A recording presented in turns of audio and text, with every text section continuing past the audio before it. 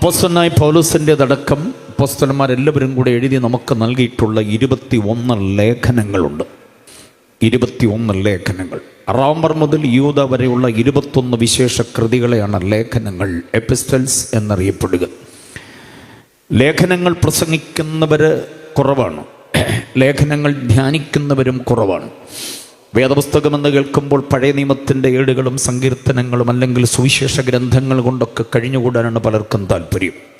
പക്ഷേ നാം തള്ളേണ്ടതെന്താണ്, കൊള്ളേണ്ടതെന്താണ്, നാം ആകേണ്ടതെങ്ങനെയാണ്, ആകരുതാത്തതെങ്ങനെയാണ്, ആരോടുകൂടെ ആകാം, ആരോടുകൂടെ ആകരുത്, ജീവിതത്തിൻ്റെ വഴിത്താരകളിൽ നമുക്ക് എന്തു വേണം, എന്തു വേണ്ട എന്നൊക്കെ നമ്മെ ശക്തമായി നിർദ്ദേശിക്കുന്ന, ഉജ്ജ്വലത്വം അവകാശപ്പെടുന്ന കൃതികളാണ് ലേഖനങ്ങൾ 21. വിശേഷിച്ച് ഈ ലോകത്തിലായിരിക്കുമ്പോൾ ലോകക്കാരല്ലാതെ ജീവിക്കാൻ ദൈവസഭയെ പ്രചോദിപ്പിക്കുന്ന പുസ്തകങ്ങളാണ് ലേഖനങ്ങൾ. നാം ജഡത്തിൽ ജീവിക്കുമ്പോൾ ജഡപ്രകാരമല്ലാതെ എന്ന് പറഞ്ഞാൽ ജഡമുതിർത്തുവിടുന്ന പാപരാഗങ്ങളുടെ വിചാര വിക്ഷോഭങ്ങളുടെ ആവേഗ നിയോഗങ്ങളുടെ മുൻപിൽ പണയപ്പെട്ടു പോകാത്ത ആത്മീയതയ്ക്ക് ഉടമകളാകാൻ നമ്മെ പ്രേരിപ്പിക്കുന്നതാണ് ലേഖനങ്ങൾ. എത്ര പേര് സമ്മതിക്കുന്നുണ്ടത്? ഈ ലോകത്തിൽ ജീവിക്കുമ്പോൾ തന്നെ വരാനൊരു ലോകമുണ്ട്.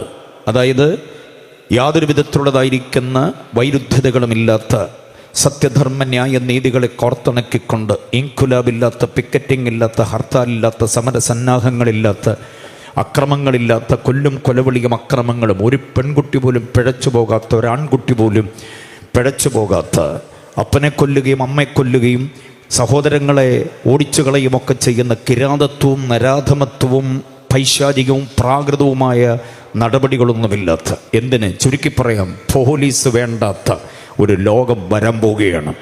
സത്യധർമ്മ ന്യായ നീതികളെ കോർത്തിണക്കിക്കൊണ്ട് ആ ലോകത്തിൻ്റെ നേതാവ്, ആ ലോകത്തിൻ്റെ രാജാവ്, അല്ല രാജാതി രാജാവ് നമ്മുടെ വാഴ്ത്തപ്പെട്ട കർത്താവ് തന്നെയായിരിക്കും.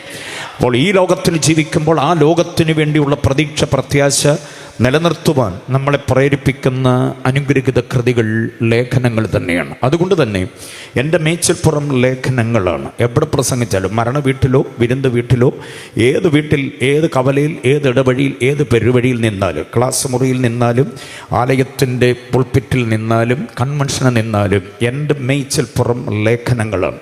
ലേഖനങ്ങളിൽ നിന്നാണ് മറ്റു തര പുസ്തകങ്ങളൊക്കെ ഞാൻ വാതായനങ്ങൾ തേടുന്നത്. അതുകൊണ്ട് മറ്റൊന്നും വേണ്ടെന്ന് പറയുന്നില്ല, എല്ലാം വേണം. പക്ഷേ ലേഖനങ്ങളെ അടിസ്ഥാനമാക്കി ക്രിസ്തീയ ജീവിതത്തെ മുൻപോട്ട് കൊണ്ടുപോകാൻ നമുക്ക് കഴിയണം.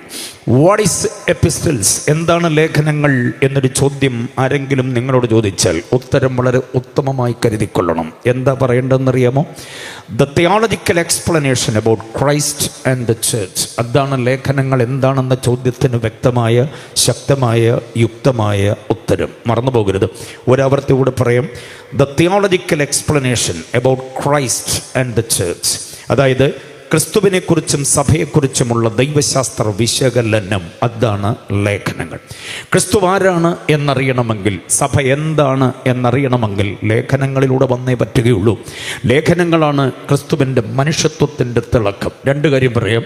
ക്രിസ്തുവിൻ്റെ മനുഷ്യത്വത്തിൻ്റെ തിളക്കം, ദൈവത്വത്തിൻ്റെ മഹത്വം. ഇത് രണ്ടും സമഞ്ജസമായി സമ്മേളിപ്പിച്ചുകൊണ്ട് ലേഖനങ്ങൾ തരുന്ന അനുഗ്രഹിത പാഠങ്ങളാണ് ക്രിസ്തീയ ജീവിതത്തിൽ നമുക്ക് വേരുറപ്പുണ്ടാക്കി തരുന്നത് എന്ന കാര്യം മറക്കരുത്. മറ്റൊന്ന്, what is church and how to work in the church. എന്താണ് സഭ, എങ്ങനായിരിക്കണം നമ്മൾ സഭയിൽ എന്ന വസ്തുതയും ലേഖനങ്ങളാണ് നൽകി തരിക. അപ്പോൾ ഈ രണ്ട് പ്രാധാന്യമർഹിക്കുന്ന ക്രിസ്തു, അതുപോലെ സഭ, ഈ രണ്ട് വിഷയങ്ങളെക്കുറിച്ചുള്ള അനുഗ്രഹീതമായ വിചാരധാരകളുടെ വിശകലനങ്ങളാണ് ലേഖനങ്ങൾ എന്ന വസ്തുത ആരും മറന്നു പോകരുത്. അതുകൊണ്ട് തന്നെ ലേഖനങ്ങളിലേക്ക് നമ്മുടെ ശ്രദ്ധയെ തിരിച്ചേ പറ്റൂ. നമുക്ക് വിശ്വാസ സമൂഹത്തിന് എന്നും താല്പര്യം ദാവീദിൻ്റെ കയ്യിൽ കവണ. അത് കേൾക്കുമ്പോൾ നമുക്കൊരാവേശമുണ്ട്. ഈ ശിംശോൻ്റെ കയ്യിൽ പച്ച താടിയല്ല്, പിന്നെ ഗോലിയാത്തിൻ്റെ കയ്യിൽ കുന്തം, പിന്നെ ഏലിയാവിൻ്റെ കയ്യിലെ വാള്. ഇതൊക്കെ കേൾക്കുമ്പോഴാണ് നമ്മളൊന്ന് ചാർജാകുന്നത്. ഇതൊക്കെ കേട്ട് ഇപ്പോൾ വെട്ടാനും കുത്താനും എറിയാനും അല്ലാതെ ക്ഷമിക്കാനും സഹിക്കാനും വഹിക്കാനും പൊറുക്കാനും താങ്ങാനും ഒന്നും നമുക്കറിയാത്ത ഒരു ഗതികേടിലേക്കാണ് ദൈവസഭ നീങ്ങിക്കൊണ്ടിരിക്കുന്നത്.